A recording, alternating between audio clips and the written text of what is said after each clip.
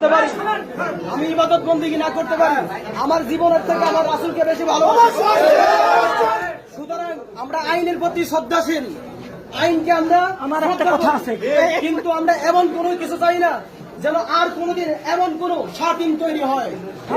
এবং আমরা আইনের প্রতি আমরা শ্রদ্ধাশীল। আমরা এখানে যারা আছি আমরা শান্ত আছি, আইনের প্রতি আমরা শ্রদ্ধাশীল।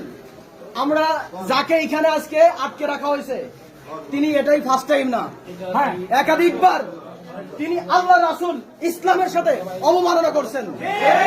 প্রশাসন যদি যথা উপযুক্ত বিচার না করে, আমরা আবারও বলছি আমরা আইনকে শ্রদ্ধা করি, আইন শ্রদ্ধা করি।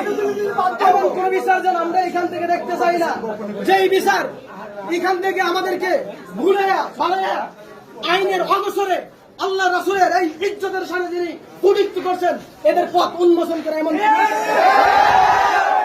আমরা এখানে যারা আছি প্রয়োজনে আমরা শান্ত থাকবো, কিন্তু যদি এমন কোন বিচার করা হয়, আমরা জনতা যারা এখানে আছি আমরা আমাদের জায়গা থেকে আমরা যে ভালোবাসা আমার জীবনের থেকে উমরকে জিজ্ঞাসা করা হয়েছিল, উমর তুমি রাসূলকে কেমন ভালোবাসো?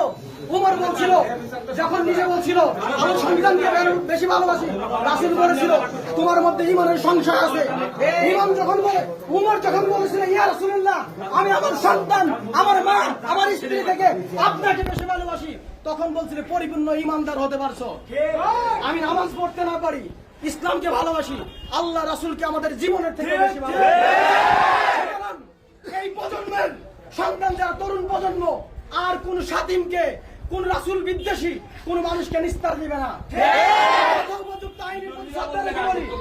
যদি কোন বিচার না হয়, আমরা আমাদের রাসূলের ইজ্জতের সাথে আমরা নিজেদের বিচার নিজেরাই করবো। আমরা শান্ত থাকবো, আমরা আমাদের বিচার চাই।